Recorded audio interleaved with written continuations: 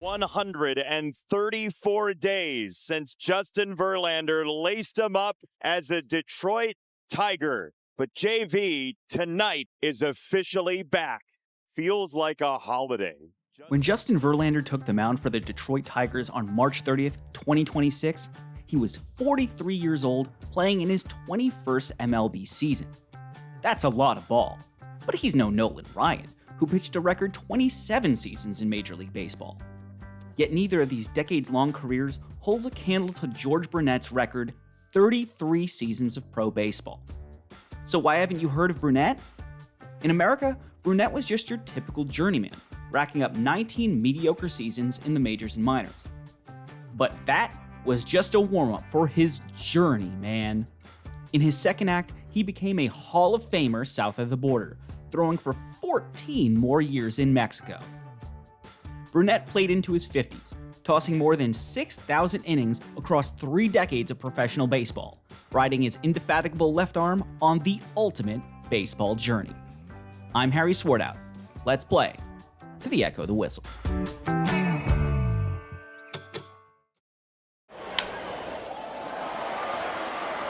Back goes Johnstone. Home run for Yastrzemski. That Yaz homer on September 17, 1966, wasn't remarkable for him in any way, just one of his 452 career dingers. It is a notable home run for the pitcher who gave it up, George Brunet. Here's Sports Reference Senior Design Director Adam Dorowski. If you just happen to look up George Brunet or go to his baseball reference page or find a baseball card or something, he's your kind of classic journeyman left-handed pitcher. He pitched for a bunch of teams, had some success, but not a ton, and, was pretty much out of the major leagues when he was 36, 37 years old. Yastrzemski with a home run, his second in as many days. This 2-home run loss was from Brunet's second season as a full-time starter in the bigs, at the tender age of 31. More importantly, it was towards the end of one of just 2 seasons in his 15-year MLB career where he would post a .500 record or better. He could have used the win is what I'm saying, and the Yaz Blast wasn't helping. Let's get this part out of the way at the top. The reason you've never heard of George Brunet is because his career as a professional baseball player in the United States was mediocre, at best. But it started out with a bang. In just his second appearance in the bigs, Brunet recorded an out against batting behemoth Ted Williams. He was known for his fastball, so he definitely brought speed. Ted Williams even once told him, kid, you keep that fastball down, you're going to have a long career. I don't think Ted quite knew how long it was going to end up being. Side note, Brunet didn't get Williams out with a fastball. A curve induced a weak ground out. Anyway, Brunet had trouble keeping that fastball down. From 1956 through 1971, Brunet bounced around from the Kansas City Athletics to the Milwaukee Braves, to the Houston Colt 45s, to the Baltimore Orioles, to the Los Angeles Angels, to the California Angels, which I'm aware are the same team technically, to the Seattle Pilots, to the Washington Senators, to the Pittsburgh Pirates, and finished up with the St. Louis Cardinals. This list of teams is notable for several reasons, but the most obvious is that it features three defunct teams and 3 teams that moved. They are not the same 3 teams. For the first 11 years of his pro career, Brunet's pitching could best be described as a combo of subpar play and bad luck. What do I mean? I'll let Sabres' Andrew C. Sharp take it from here. Oh God, he had that horrible inning. One of the worst innings of all time. Would he walk 8 guys in a row or something with the bases loaded? Not 8, but a lot. Horrifying. In 1959, when he was 24, Brunet got his 3rd call-up to the majors. In just his 2nd game in the bigs that season, the Athletics called on George to take the mound already down by 2 runs in the 7th. And as Andrew C. Sharp mentioned, the bases were loaded. What ensued was one of the worst pitched innings in baseball history. First batter Brunet sees, he walks. That's 1 run in. Second batter, walked. That's 2 runs in. Third batter, Brunet hits him. That's 3 runs across. Fourth batter, another bases loaded walk. 4 runs given up now. Fifth batter, Brunet strikes him out. Sixth batter, That's a walk and a 5th run. The 7th batter? You know that's another walk, and the 6th run scores. That's a record for the most bases loaded walks in an inning by one pitcher, with 5. 8th batter? Grounds out weakly to Brunet, who tosses to first and mercifully ends the inning. Sure, that's some subpar pitching, but that situation is all bad luck. The A's put in Brunet, a freshly called up minor league pitcher struggling with his location, into a game already down multiple runs with the bases loaded. Heck, the guy Kansas City had just pulled already walked in 3 runs himself. That's where Andrew C. Sharp got that walked 8 guys number. It's not exactly a recipe for success. Brunet's luck was going to have to change for him to finally break out. And it did. Just a little. Brunet's one true big league chance came in 1964 when he was 29, under what can only be called bizarre circumstances. A young southpaw put the Halos in the headlines. On May 5th, 1962, Bo Belinsky, in just his 4th big league start, threw a no-hitter at Chavez Ravine.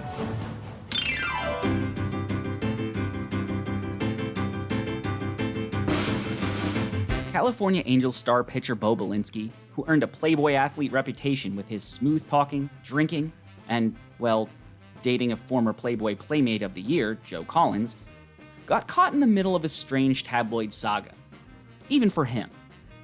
In the wee hours of the morning on August 14, 1964, Belinsky knocked out sports journalist Braven Dyer over a story dispute. The pitcher claimed the 64-year-old writer came at him fist clenched, calling him gutless. The Angels suspended Belinsky, and then sent him down to the minors. So they needed a lefty. They needed George Brunet. That happened to be the thing that gave Brunet his break. And he was, starting 30 plus games a year for the Angels. Brunet showed up and showed out. As much as you can on a bad team. His ERA was good. His win-loss record was not. Brunet found himself being pulled late in games. Angels manager Bill Rigney said at the end of the 65 season, Brunet generally ran out of gas after about 5 rounds. We think this was due to overweight. Okay, here's where we need to talk about George Brunet's off-field persona. Yeah, he was the eccentric guy who would drive managers crazy with his drinking and carousing. There's this one story about how he was drunk and out late, and he found himself in a drunken stupor directing traffic in front of the team hotel. And sure enough, the team owner pulls up into the traffic circle there and busts him. He drove his managers crazy. They didn't love having him on the team. Besides some wild stories and a hangover, what all that drinking left Brunet with was excess weight. On Baseball Reference, George Brunet's playing weight is listed at 195 pounds, and most baseball cards from the time have him between 200 and 205. But Andrew C. Sharp says they were being generous. When he first had a little success, when he got to this first spring training with the Angels, he had lost about 35 pounds. That was the only time he really got himself into shape. And I don't know, must have taken it for granted by the time he pissed off the general manager and they got, ditched him to the Pilots. Because he came into spring training way overweight and didn't seem to be very interested in doing anything about it. Heftiness aside, his 4 full seasons with the Angels starting rotation were his best in Major League Baseball, sporting a 3.16 ERA and tossing 445 strikeouts, all while leading the league in losses in 67 and 68. The record was just 54 and 69. So wins and losses were the things that pitchers were evaluated on at the time. He didn't pitch for good teams. He was inconsistent when he got his chances. So he just was never thought of as like that reliable arm. Brunet wasn't a reliable arm, but LA Times columnist Jim Murray knew when you could count on George. Every time there was a song to be sung, a beer to be opened, a card to be turned over, or a fight to be started, George was your man. Have temper? We'll travel. Despite his reputation in the clubhouse, Brunet flew under the radar in public until a strange little half-year stint of his U.S. career. You might remember I listed the infamous Seattle Pilots in that barrage of baseball teams Brunet ended up playing for. It was play ball. The Pilots, like a storybook plot, won their opening game in front of nearly 17,000 fans huddled into a stadium not yet complete. The events from that day forward provided some unique facets to Seattle's first Major League season. Unique facets were pretty much all the Pilots had. Seattle played just one season in 1969, where the team went a miserable 64-98, good for last in the West. The Pilots are famous for, well, not a lot, except going bankrupt and moving to Milwaukee to become the Brewers just 6 days before the 1970 season. That and being the partial subject of the classic Jim Bouton baseball tell-all, Ball 4. Here Bouton is on the Dick Cavett Show explaining why Ball 4 became such a phenomenon. The effect of this book is as big a story as the book itself, it seems. What do you make of it? Where are people surprised that baseball players chase girls and drink? I don't know. I think one of the reasons is that this idea has never come across in most sports reporting, and so it is a shock. Sorry I'm late, Jim. I'm here to report on all the wild baseball player behavior. Ball 4 exposed America's baseball-playing heroes as womanizing, boozing cheaters who are nearly all of them on stimulants. I'll let Doc Ellis take it from here in his infamous interview for NPR's Weekend America. Now, this was in the 70s, and greenies was Dexamil. That was the drug of choice back then, was a stimulant. Over 90% of major leagues was using Dexamil when I was playing. Chances are, if you knew about George Brunet before you started this podcast, it was from his mentions in Ball 4. Bouton doesn't say he saw George Brunet taking drugs in the book, but Brunet gets some pretty good mentions. He gets grief from manager Joe Schultz about making curfew after games. He gets called Fat Boy to rile him up on the mound. He tries, unsuccessfully, to shift that Fat Boy reputation to fellow hefty pitcher and self-proclaimed beer drinker's idol, Mickey Lolich, shouting at him, "One man to a pair of pants out there." Solid chirp. And, perhaps most memorably, Jim Bouton questions why Brunet doesn't wear underwear to pitch. Hell, the only time you need them is if you get into a car wreck. Besides, this way I don't have to worry about losing them. If you're a baseball fan, I suggest you read Ball 4. It's a diamond classic, a fascinating look into the secret lives of MLB players in 1969. But if you don't want to, maybe just skip to the end. For the 20th anniversary of Ball 4 in 1989, Bouton wrote an epilogue where he decided to catch up with all of his teammates on the Pilots and Astros to see what they were up to. Remember, this is 20 years after the book was published, so most players have bios like construction contractor in Black Earth, Wisconsin, or horse trainer and breeder in Leesburg, Georgia. Nobody is still playing ball. Until you get to George Brunet's update, which reads, best report is that he could still be pitching in the Mexican League at age 54. He sort of was. Echo of the Whistle is not sponsored by the Ball 4 sitcom that aired on CBS for just 5 episodes in 1976 and starred Jim Bouton basically playing himself. But I kind of wish we were. Won't you come play ball with me? Let's have fun. We're not keeping score. Laugh a little, cry a little, all with me. That's what I'm playing ball for. We are supported by these fine sponsors. He is from a weird part of the country, you know, that weird northern peninsula of Michigan, and that was sort of interesting. And the fact that this little town put up a sign, it's probably still there. I've never been up there, you know, saying it's home of George Brunet. The sign is still there. It's right outside New Alloway in Michigan's Upper Peninsula. George Brunet's baseball journey started essentially the way it continued for 30-plus seasons, with a stroke of odd luck. He'd always go out fishing on the bays, or obviously the peninsula was pretty close to water all around. He claimed he was coming back from fishing and there was this game going on and they needed somebody to pitch. I guess he was about 15 then. You know, he went in there and did pretty well and said, hey, you know, this isn't so tough. Maybe I'll start doing this. Just 3 years later, it seemed that pitching was all George Brunet wanted to do. Brunet's odyssey through the minors started when he was just 18 in 1953, when he played his first season for the Shelby Clippers of the Tar Heel League. From there, it kind of went all over the place. Starting out in D-ball and making his way up to AAA, he played for 15 different squads before he got his big break with the Angels, tossing for teams from Hawaii to Vancouver, and even getting some international work in Panama and Venezuela. Brunet continued to play through it as his career struggled to take off. His signature bad luck stayed with him, of course.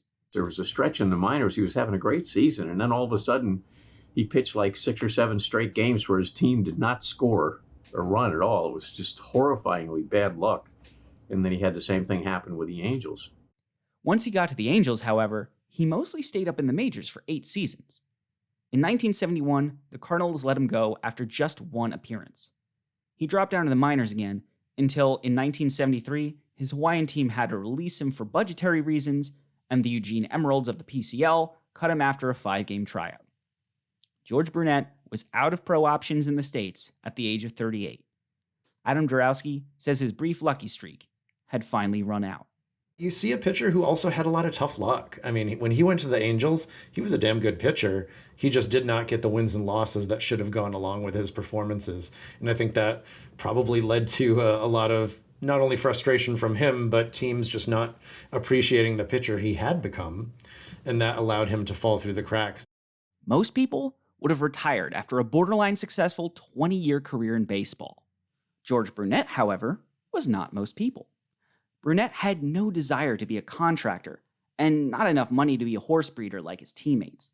In a 1980 Sports Illustrated article by Steve Wolf, Brunet admitted, "To be honest with you, it's the only thing I know. I can't think of anything that has made me happier than pitching." Luckily, a friend and former Major League shortstop, Chico Carrasquel, suggested he join the Mexican League. At the time, Mexican baseball had a special place in the pro baseball landscape as an off-season playing opportunity. Here's the director of the Mexican Baseball Hall of Fame, Francisco Padilla. En la Liga Mexicana del Pacífico, por jugarse en el invierno. Since it's played in the winter, that's where the best players of the Mexican Baseball League, which is played in the summer, have always played. Players from the US would come over, players who played in the major leagues during the summer. And for example, just to give you an idea, in the 50s, 60s, and 70s, we had players who were stars, major league stars, like Don Larson, who came to play in Mexico during the winter of 53. Later came Dusty Baker, who went on to play for the Dodgers and then managed various teams. Dave Winfield with the New York Yankees, and then Ricky Henderson, the all-time major league base-stealing champion. Larry Walker, Hall of Famer Mike Piazza, Curt Schilling, Frank Robinson, and others. In addition, Mexican players who were in the major leagues would come here to play during the winter, such as Vicente Romo, Fernando Valenzuela, Vinicio Castilla, Jorge Cantú, and others. Then in 1980s, due to Mexico's economic situation, it became difficult to continue bringing in major league stars. Seguir trayendo jugadores estrellas de grandes ligas. In Mexico, George Brunet's luck finally turned around and stayed around. Where he fought for starts in the bigs, Brunet was not just a starter, but an ace south of the border. Where he could never seem to break 500 in the States, he was .515 career in Mexico. His ERA went south when he did, dropping from .362 in the majors to just .265. He clocked 2,130 strikeouts. What had changed for the lefty down south? It seems like he finally solved his control problem that kept him from succeeding in the majors. And also, he played near the water. I'll let Francisco Padilla explain. Tenía un gran dominio y un gran control de sus lanzamientos. He had great command and control of his pitches, including a curveball that worked really well for him. That curveball was poison for the batters. In the Mexican Baseball League, over 12 of the 14 seasons he spent here, he pitched for teams based in cities at sea level, very close to the coast at sea level with no elevations. In Mexico City and Puebla, the high altitude makes it a paradise for hitters but a nightmare for pitchers. But at sea level, it's the other way around. At sea level, it's paradise for pitchers, and hitters suffer. They suffer from the high humidity in those ballparks. With the humidity, it's tough. The ball doesn't travel as far, and it's harder to hit long balls, home runs. And George Brunet took full advantage of this with his skills. He developed them to their fullest potential. Las desarrolló al máximo. So, he finally learned to keep his fastball down, fulfilling Ted Williams' prophecy from earlier. But that, and the thick sea air, weren't the only reasons Brunet found relief. The things that got in the way in the United States, Brunet's drinking, eating, and fighting, didn't matter so much in Mexico. Mexican baseball and the fans had a different set of expectations altogether. Los resultados los daba. Okay, look, he delivered results. He delivered them consistently for the teams. These days, things are different. The priorities have shifted, both on the field and in the office. But back then, he delivered results, and that was it. That was what mattered for the teams back then. He was George Brunet. He was greatly admired and loved by the fans and every team he played for. I have friends who live in Costa Rica, and they remember him and tell me people adore him. They love George Brunet so much. La gente lo quería muchísimo a George Brunet. The fans, his teammates, and importantly, his coaches loved Brunet. While he earned the monikers Red and Lefty up in the States for his ginger hair and indestructible pitching arm, respectively, Brunet's Mexican teammates came up with their own nickname for the tireless hurler who came to them at 38. El Viejo, the old man. He was playing great ball, just like he always wanted to. In fact, he was playing more ball than just about anyone else. As Francisco Padilla mentioned earlier, Mexico has two leagues. The Summer League, Liga Mexicana de Béisbol, or LMB, and the Winter League, Liga Mexicana del Pacífico, or LMP. Brunet made sure to pitch in both of them. That's about 130 games in the summer and around 60 games in the winter leagues.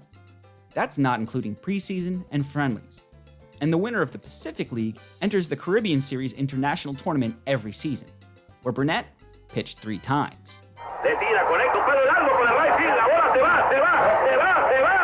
Brunet pitched an estimated 400 innings a year in Mexico, so he could and did play all the baseball he could ever want.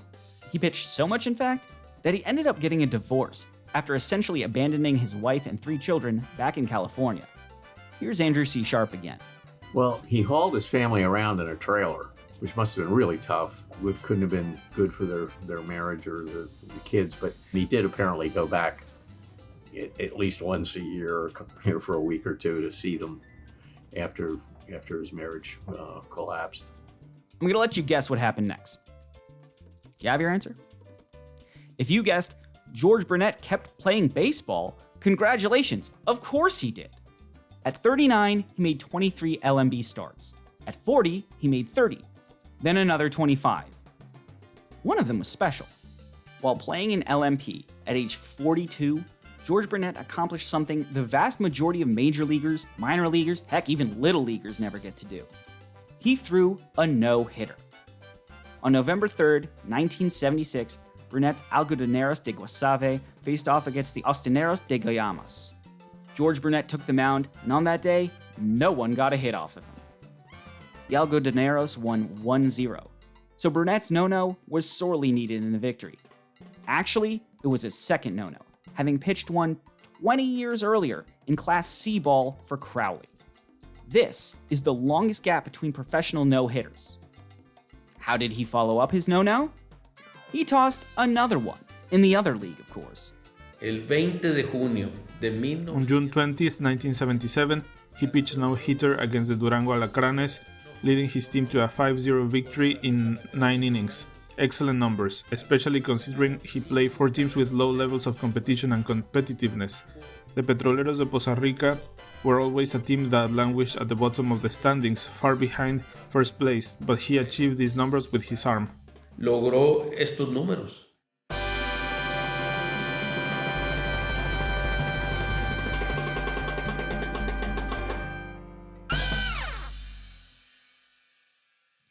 You might be expecting to hear a call from the no-hitters. The play-by-play announcer stretching the microphone to its limits as he loses his mind watching George Brunet's pitching wizardry. But there aren't any. In fact, if you've noticed, I haven't played almost any sound from Brunet's Mexican career at all. There's a reason for that, and it's why, again, you probably had never heard of George Brunet. Desafortunadamente en México. Unfortunately, in Mexico, there are almost no videos of baseball games. Since there were no TV broadcasts, there are very few videos that exist. For example, Héctor Espino, the greatest Mexican hitter of all time in Mexican baseball, the all-time home run leader in Mexico with 752. And of him, who is the greatest hitter in Mexican baseball, there are 2 or 3 very short videos where he appears. So, unfortunately, no, there are practically no baseball videos. Los videos que existen. In 1980, George Brunet suffered a heart attack. But his luck held out and he recovered in time to play that season, keeping his remarkable streak intact. 4 years after his heart attack, that's right, in 1984, at the ripe old age of 49, El Viejo set the then record for most shutouts in LMB history with 55. That record has since been surpassed, but 55 goose eggs is still good for second in league history. In 1985, while serving as pitching coach for the Mexico City Tigres, he made 2 more appearances on the mound. Now, here's where things get a bit murky as far as his playing is concerned. We already know Jim Bouton reported that Brunet could still be playing in Mexico at age 54 in 1989. We know the Seattle Times Bill Reader also quoted 1989 in a 2009 article chasing down the surviving members of the Pilots. In 1991, the Boston Globe mentioned he pitched until he was 54, which would again be 1989. So, did George Brunet play 37 consecutive seasons in the majors, minors, and Mexico? Oh, he definitely kept playing, but not in the pros. George Brunet retired in 1985 at the age of 50. He arrived in Poza Rica at age 38, retired at age 50 in 1985, and stayed to live in Poza Rica. And we know from friends there in Poza Rica that he played after he retired from professional baseball. He played amateur baseball there in Poza Rica and kept pitching. There he pitched in amateur baseball games, in the amateur leagues, and continued pitching until around 1990. He also coached young players on teams he organized and sponsored their participation in the amateur baseball leagues. George Brunet did a great job working with young people right up until he died of a heart attack on October 25, 1991. Well, Francisco Padilla gave away the ending. While still coaching and pitching amateur baseball, Brunet suffered a second heart attack, and unlike his career, his recovery would not have a thrilling second act. George Brunet died on October 25th, 1991. George Brunet pitched right up until the end. He loved 2 things: baseball and fishing. They were intertwined in his origin story, and they were the only things that were a constant in a career made up of ever-changing teammates, teams, and leagues. He had them both in Mexico, where he was not pressured to be someone who he wasn't. He could be George Brunet, and that was enough. Here's Adam Dorowski again. If you can find the place where you are comfortable and given the chance, you can thrive. Even if you've been fired dozens of times from other teams, there's always that one situation that's perfect for you, and he found it, and he latched onto it, and he thrived. He played more baseball than anyone, an estimated 6,000 innings through the majors, minors, and Mexico. Nobody has ever had a longer career playing pro baseball, and that's if you take the low estimates of how much he played. What's more, despite his constant shuffling up and down, minors to majors and back, despite going to Mexico to pitch in even more games per season than Major League Baseball, despite having his appendix removed and a heart attack during his playing days, George Brunet never missed a single game through on-field injury. The reason you had never heard of George Brunet is because he didn't need you to. His career, his long, meandering, mediocre, masterful career, was for him. George Brunet nació para pichar. George Brunet was born to pitch. He loved baseball and lived and breathed it, and he had incredible mental toughness. He always achieved what he set out to do. In my opinion, that's what allowed him to play for so long, retiring from professional baseball at age 50. And after all that time, he was eventually recognized. He didn't get a plaque in Cooperstown, but he did get one in Monterrey. In 1999, 8 years after his death, George Brunet was inducted into the Salón de la Fama del Béisbol Mexicano, the Mexican Baseball Hall of Fame. He was elected for his distinguished career and outstanding achievements in Mexican baseball. He was inducted with very strong statistics despite playing only a few seasons and additionally given the age at which he began playing in Mexico. He was 38 when he arrived, an age at which many players are already retiring or have already retired. It was because of all those achievements and his career that George Brunet was inducted into the Mexican Baseball Hall of Fame in 1999. So now you do know about George Brunet, the man with the most durable left arm in baseball history. His career wasn't Nolan Ryan's or even Justin Verlander's, but it was just as remarkable. 33 seasons, 3 leagues, 8 levels, D, C, B, A, AA, AAA, International, and the majors. 6,000 plus innings. He's the only pro pitcher to win 400 games and lose 400 games. He persevered. He kept going. His heart gave out before his arm did. And that is worth celebrating. So, if you get the chance, go to the Salon de la Fama. See his plaque on the wall there among the immortals of the game and appreciate his tireless, endless pursuit of baseball.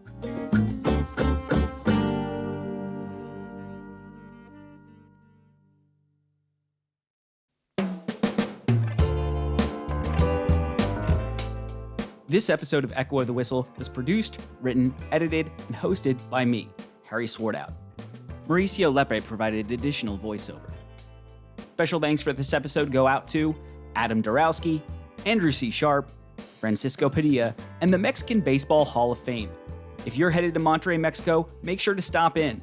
The museum is fascinating and interactive, so bring your kids too and take some BP. A complete list of sources for this story can be found in the show notes. Please like, subscribe, and leave a review so you don't miss any new episodes. If you're craving more, head over to Patreon and support Echo of the Whistle for bonus content and to make sure we can keep telling you uncommon sports stories. Until next time, keep playing.